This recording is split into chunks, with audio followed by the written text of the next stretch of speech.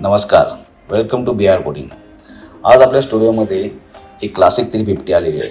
गाडी 1-2 वर्ष जुनी आहे आणि गाडीवर छोटे मोठे स्क्रॅचेससुद्धा आहेत। थोडा कलरसुद्धा डल झालेला आहे।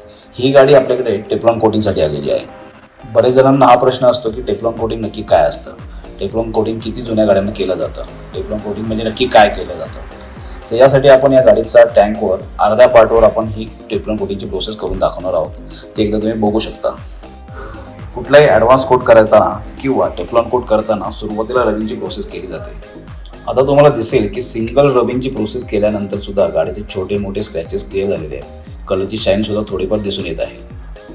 आता हीच रबिंगची प्रोसेस आता आपण संपूर्ण गाडीवर करून घेणार आहोत। संपूर्ण गाडी झाल्यानंतर तुमच्या लक्षात येईल की सुरुवातीला गाडी कशी होती आणि नंतर गाडी कशी दिसते।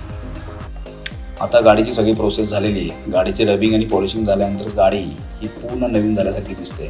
गाडीचा कलर शाईन झालेला आहे। गाडीचे सगळे स्क्रॅचेस सगळे निघून गेलेले आहेत। हे संपूर्ण प्रोसेसला टेफ्लॉन कोटिंग असं म्हणतात। टेफ्लॉन कोटिंगमध्ये तुमच्या संपूर्ण गाडीला वेगवेगळे कंपाऊंड्स, वेगवेगळे मटेरियल वापरून मशीनद्वारे अप्लाय केले जातात। रबिंग पॉलिशिंग केली जाते आणि तुमच्या गाडीवरचे छोटे मोठे स्क्रॅचेस जे असतात ते रिमूव्ह केले जातात। गाडी शाईन होते, गाडीचा कलर अजून उठून येईल। आता बरेच जणांना हा प्रश्न असतो की माझी गाडी खूप जुनी आहे।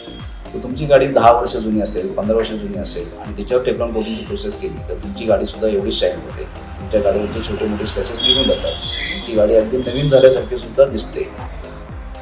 सर्वात महत्त्वाचं म्हणजे यासाठी आपल्याला फार पैसे मोजायची गरज नाही। तेव्हा वेळ न घालवता तुमची जुनी गाडी घेऊन आजच BR कोटिंग कोथरूड बेलकेनगर येथे भेट द्या किंवा खाली दिलेल्या नंबरला कॉल करून अपॉइंटमेंट बुक करा।